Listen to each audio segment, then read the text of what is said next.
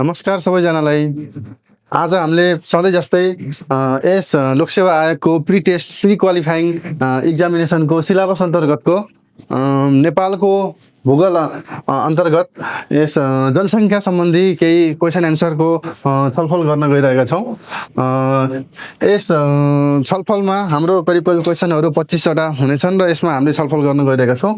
र हाम्रो पहिलो क्वेसन रहेको छ, महानगरपालिका हुनको लागि न्यूनतम कति जनसङ्ख्या हुनुपर्छ? साथीहरू, अब नेपालमा महानगरपालिका, उपमहानगरपालिका, नगरपालिका र गाउँपालिका भनी छुट्याइएको छ र यसको लागि चाहिँ एक न्यूनतम चाहिँ जनसङ्ख्या आवश्यक रहेको हुन्छ र त्यस सन्दर्भमा चाहिँ महानगरपालिका हुनको लागि चाहिँ त्यो सहरमा चाहिँ कम्तीमा पनि 5 लाख जनसङ्ख्या चाहिँ हाम्रो हुनुपर्दछ। यो मापदण्ड रहेको छ। महानगरपालिका यो कुरा हामीले चाहिँ जान्नुपर्ने हुन्छ। त्यसै गरी हाम्रो दोस्रो क्वेसन रहेको छ, नेपालका प्रमुख सहरको जनसङ्ख्या हेर्नुहोस्। यहाँ चाहिँ हाम्रो सहरहरू दिएको छ र माथि उल्लेखित सहरहरूमा धेरै जनसङ्ख्या भएकोबाट थोरै जनसङ्ख्या भएको क्रममा कुन कोड सही छ भनेर चाहिँ अप्सन चाहिँ दिएको छ। भनेपछि माथि 5वटा उल्लेखित सहरहरू रहेका छन् र यो चाहिँ थोरै जनसङ्ख्या धेरै जनसङ्ख्याबाट थोरै जनसङ्ख्याको क्रममा सिक्वेन्स चाहिँ मिलाउनु भनेर भनेको छ। कमा रहेको छ 1 2 5 4 3 भन्न खोजेको काठमाडौँ, ललितपुर, भरतपुर, पोखरा र वीरगञ्ज रहेको छ पहिलोमा चाहिँ। दोस्रोमा चाहिँ 1 4 5 2 3 काठमाडौँ, पोखरा, भरतपुर, ललितपुर र वीरगञ्ज रहेको छ।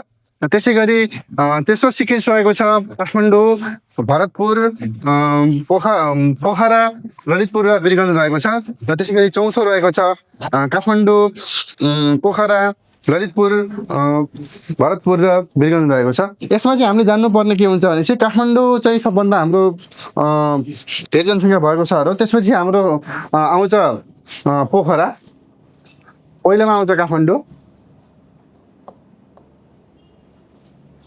त्यसपछि पोखरा आउँछ। पोखरा आइसकेपछि हाम्रो आउँछ भरतपुर, भरतपुरपछि ललितपुर, ललितपुरपछि वीरगञ्ज। भनेपछि हाम्रो सिक्वेन्स हुन्छ 1 4 5 2 र 3।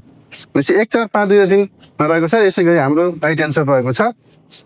खमा चाहिँ हाम्रो राइट एन्सर रहेको छ।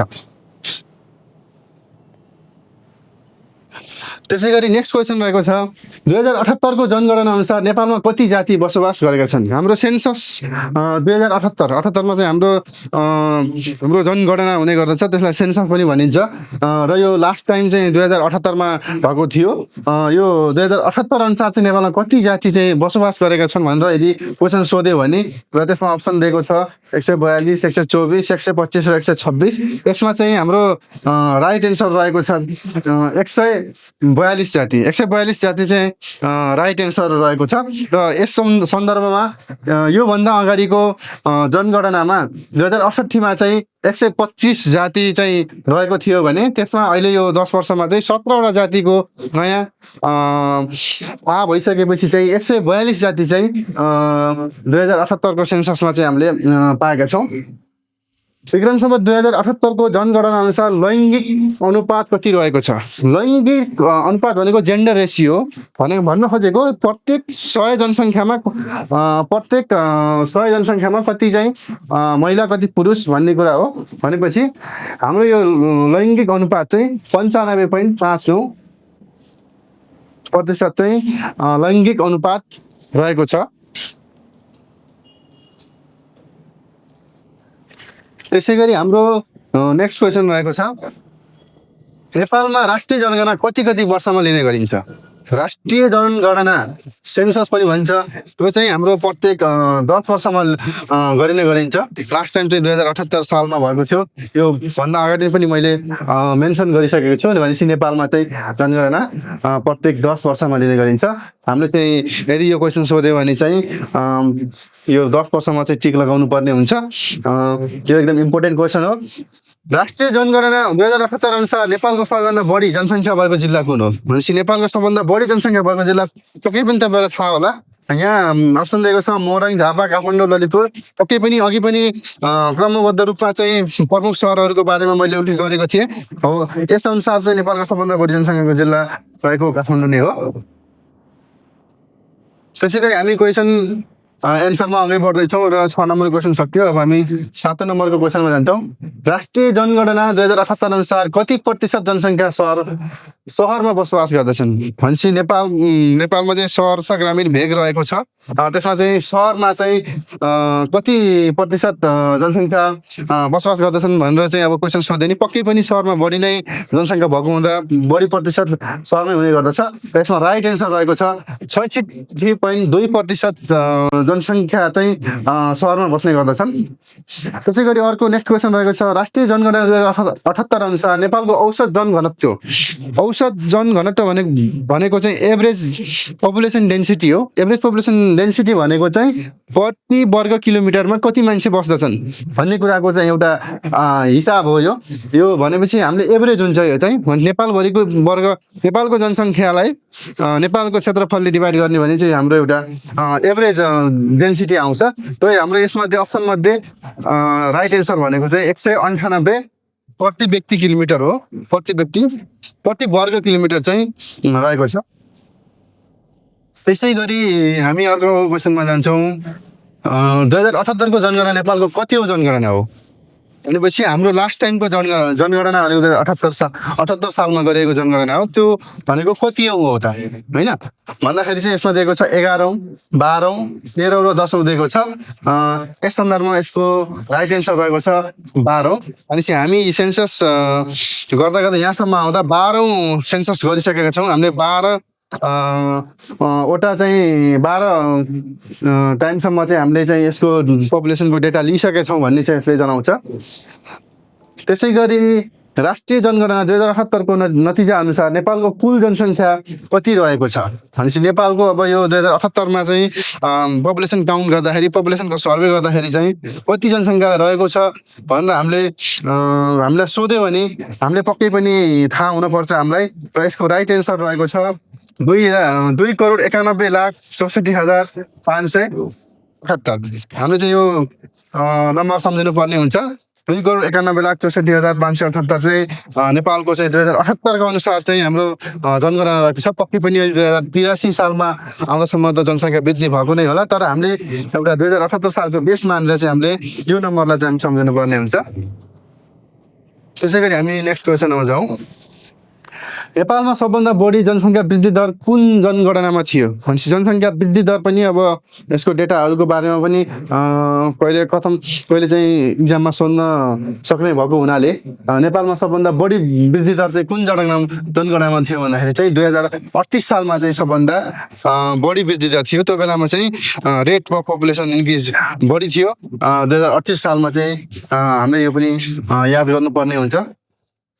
त्यसै गरी नेक्स्ट क्वेसनमा हामी जाँदै गर्दा नेपालमा जनगणना कार्य कहिलेदेखि सुरु भयो भनेपछि जनगणनाको बारेमा त हामी अहिले डिस्कस गरिरहेका छौँ। जनगणनाको बारेमा हामीले क्वेसन एन्सर गरिरहेका छौँ।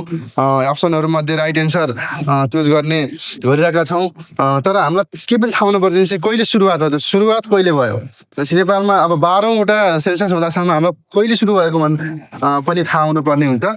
र यहाँ रहेको छ 1958, 1968, 1978 र 2011 भनेपछि हाम्रो यहाँमध्ये चाहिँ राइट एन्सर रहेको छ 1968। यसमा हामीले के पनि जान्नुपर्ने हुन्छ यो राणाकालीन समयमा चाहिँ हाम्रो नेपालको जनसङ्ख्या को जनगणनाको कार्य सुरु भएको र यसको चाहिँ हाम्रो सुरुवात चन्द्र शमशेर राणाले चाहिँ सुरुवात गरेका हुन् नेपालमा। उनी चाहिँ त्यति बेलाको प्रधानमन्त्री थिए। यसै गरी 2048 सालको जनगणना अनुसार नेपालको जनसङ्ख्या वृद्धि दर कति थियो? नेपालको जनसङ्ख्या वृद्धि दर 2048 सालमा चाहिँ 38 सालमा चाहिँ सबभन्दा बढी वृद्धि दर के हो भने 2048 सालमा चाहिँ जनसङ्ख्या वृद्धि दर हाम्रो यो अप्सन मध्ये 2.1% चाहिँ नेपालको जनसङ्ख्या वृद्धि दर रहेको थियो। त्यसै गरी जनगणना र कृषि गणना 10 वर्षमा गरिन्छ भने औद्योगिक गणना कति वर्षमा गरिन्छ? इन्डस्ट्रियल सर्वे चाहिँ हामीले कति वर्षमा गर्छौँ भनेर भन्न सोधेको छ। जनगणना त हामीलाई थाहै छ प्रत्येक 10 वर्षमा हुन्छ। कृषि गणना पनि 10 वर्षमा हुन्छ र औद्योगिक गणना चाहिँ प्रत्येक 5 वर्षमा हुने गर्दछ।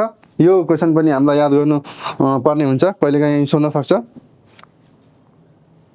यस सँगसँगै हामी अगाडि बढौँ र क्वेसन नम्बर 15मा रहेको छ सबैभन्दा कम जनसङ्ख्या भएको अञ्चल कुन हो? अञ्चलको कुरा गर्दाखेरि नेपालमा अब प्रशासनिक हिसाबले पहिला 14वटा अञ्चलमा विभाजन गरेको थियो। अहिले हामीले 7वटा प्रदेश भनेर पढिरहेका हुन्छौँ, तर पढिरहँदा हामीले चाहिँ अञ्चलको बारेमा पनि हामीले भुल्नु हुँदैन। नेपालमा 14वटा अञ्चल थिए भन्ने कुरालाई पनि हामीले याद गर्नुपर्ने हुन्छ। र सबैभन्दा अब यस 4 अप्सनमा धौलागिरी, कर्णाली, महाकाली र राप्ती अञ्चलको उल्लेख गरिएको छ। र यो मध्ये सबभन्दा कम जनसङ्ख्या भएको अञ्चल कुन हो भनेर सोध्यो भने पक्कै पनि तपाईँहरू पनि गेस गर्न सक्नुहुन्छ। नेपालमा सबभन्दा कम जनसङ्ख्या भएको अञ्चल चाहिँ कर्णाली नै हो, किनकि त्यहाँ बसोबास चाहिँ एकदम कम हुने गर्दछ। र हामीलाई यदि यो अञ्चल भनेर सोध्यो भने पनि झुकिनु हुँदैन, हामीले कर्णाली अञ्चललाई हामी टिक लगाउनु पर्ने हुन्छ। त्यसै गरी भूगोलको सन्दर्भमा गुप्तेश्वर महादेवको गुफा कहाँ रहेको छ? गुप्तेश्वर महादेवको गुफा हामीलाई यसमा चाहिँ अब अप्सन दिएको छ पर्वत, तनहुँ, दाङ र गोर्खा। यहाँ चाहिँ हाम्रो राइट एन्सर रहेको छ पर्वतको कुस्मा नजिकै यो गुप्तेश्वर महादेवको गुफा रहेको चाहिँ हामीले थाहा पाउन सक्छौँ। यसै गरी हाम्रो क्वेसन एन्सरको क्रममा अघि बढ्दै जाँदा 17 नम्बरमा रहेको छ सुर्खेत, जाजरकोट, सिन्धुली र मोरङ जिल्लाहरूमध्ये नेपालका सबभन्दा बढी जिल्लाहरूसँग सिमाना जोडेको जिल्ला कुन हो? भनेपछि सिमाना सबभन्दा धेरै सिमाना भनेको एक आपसमा जिल्लासँग जोडिएको जिल्ला कुन हो भनेर सबभन्दा धेरै जोडिएको जिल्ला कुन हो भनेर सोध्यो भने चाहिँ सुर्खेतमा अप्सन दिएको छ। सुर्खेत मात्र, सिन्धुली मात्र, सुर्खेत र जाजरकोट प्रत्येकले, सिन्धुली र मोरङ प्रत्येकले भनेर दिएको छ। यसमा राइट एन्सर रहेको छ सिन्धुली मात्र। सिन्धुलीले चाहिँ सबभन्दा धेरै जिल्लासँग चाहिँ टच गरेको छ। त्यसपछि चाहिँ मकवानपुरले टच गर्छ। सिन्धुलीले चाहिँ 10वटा जिल्लासँग चाहिँ सिमानासँग टच गरेको हुनाले सबभन्दा धेरै सिमाना भएको जोडिएको जिल्ला चाहिँ सिन्धुली रहेको छ। यसै क्रममा शालिग्राम पाइने विश्वको एकमात्र नदी कुन हो भनेर सोध्यो भने शालिग्राम चाहिँ हाम्रो फेमस नदी कालीगण्डकी नदीमा चाहिँ हाम्रो चाहिँ पाइन्छ। कालीगण्डकी नदीमा चाहिँ विश्वको एकै मात्र नदी हो जहाँ चाहिँ शालिग्राम चाहिँ जुन विष्णुको रूपमा चाहिँ हामीले पूजा गर्ने गर्छौँ। हिन्दू धर्मको एकदम इम्पोर्टेन्ट हाम्रो मान्यता भएको ढुङ्गा हो शालिग्राम भनेको। यो चाहिँ हाम्रो कालीगण्डकी नदीमा मात्र हामीले प्राप्त गर्ने गर्दछौँ।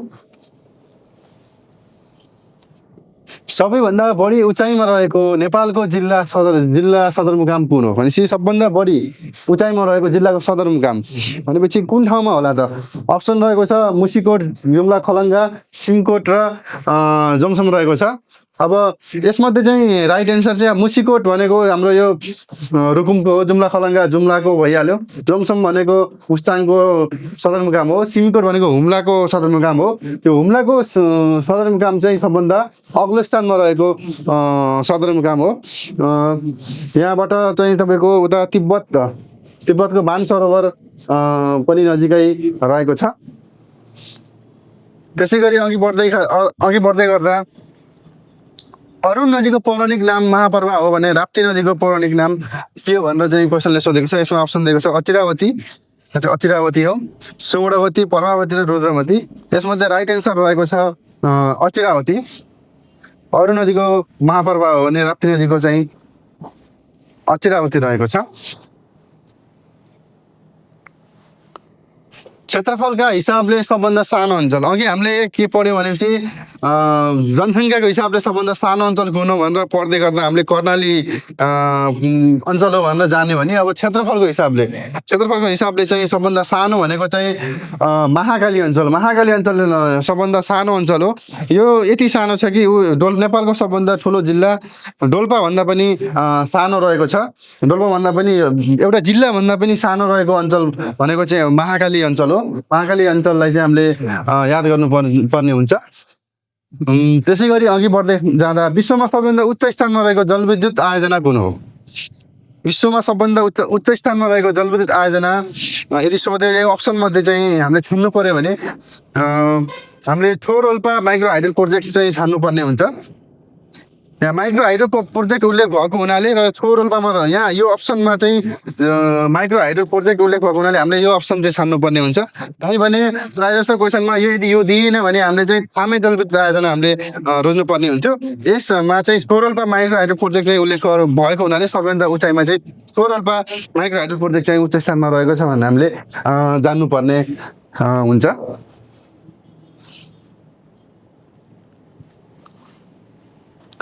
त्यसै गरी हामी अघि बढ्दै जाँदा क्वेसनमा सोधेको छ नेपालमा कफी उत्पादनका लागि प्रसिद्ध जिल्ला कुन हो? नेपालमा कफी उत्पादनका लागि सबभन्दा प्रसिद्ध जिल्ला उत्पादन गर्ने कफी धेरै उत्पादन गर्ने जिल्ला चाहिँ यस अप्सनमध्ये गुल्मी रहेको छ। गुल्मीमा चाहिँ कफी चाहिँ अलि धेरै नै उत्पादन गर्ने भएको हुनाले गुल्मीलाई चाहिँ प्रसिद्ध जिल्ला मानिएको हो र त्यस सँगसँगै गुल्मीसँगै अरहा जिल्ला पनि कफी उत्पादनको लागि प्रसिद्ध मानिन्छ। त्यस सँगसँगै अब अर्को क्वेसनमा जाउँ। अर्को क्वेसनमा रहेको छ मनाङ जिल्लाको दक्षिणी सिमानामा कुन हिमाल पर्दछ? यसमा अप्सन दिएको छ धौलागिरी, लाङटाङ, महालङ्गुर र अन्नपूर्ण। भनेपछि मनाङ जिल्लाको दक्षिणी सिमाना, मुस्ताङ जिल्लाको दक्षिणी सिमानामा मनाङ भनेको चाहिँ हिमालपारीको जिल्ला। मनाङ र मुस्ताङलाई चाहिँ हिमालपारीको जिल्ला भनिने गरिन्छ किनभने यिनी चाहिँ हिमालभन्दा पछाडि रहेका छन्। मुस्ताङ जिल्लाको दक्षिणी सिमानामा धौलागिरी रहेको छ भने चाहिँ मनाङ जिल्लाको दक्षिणी सिमानामा चाहिँ हाम्रो अन्नपूर्ण हिमाल रहेको छ। मनाङ जिल्लाको चाहिँ दक्षिणी सिमानामा चाहिँ अन्नपूर्ण हिमाल रहेको छ भन्ने हामीले चाहिँ याद गर्नुपर्ने हुन्छ। त्यसै गरी हाम्रो अन्तिम क्वेसन रहेको छ नेपालको सबभन्दा अग्लो ठाउँमा धान खेती कहाँ गरिन्छ? धान खेती सबभन्दा अग्लो ठाउँमा कहाँ गरिन्छ भनेर हामीले अप्सन चाहिँ हामीले खोज्यो भने हुम्ला, डोल्पा, मुस्ताङ र जुम्ला मध्ये हामीले जान्नुपर्ने हुन्छ। जुम्ला चाहिँ हामीले टिक लगाउनु पर्ने हुन्छ। सबभन्दा अग्लो ठाउँमा रहेको धान खेती गरिने ठाउँ चाहिँ जुम्ला रहेको छ। त्यसै गरी हामीले आज चाहिँ यो नेपालको भूगोलबाट जनसङ्ख्या र भूगोलबाट चाहिँ 25वटा क्वेसनको क्वेसन एन्ड एन्सर गरेका छौँ। र हामी अर्को सेक्सनमा चाहिँ हामीले वातावरण वन सम्बन्धी र सस्टेनेबल डेभलपमेन्ट दिगो विकासको बारेमा पनि हामी क्वेसन एन्सर गर्नेछौँ। हस् त, थ्याङ्क यू।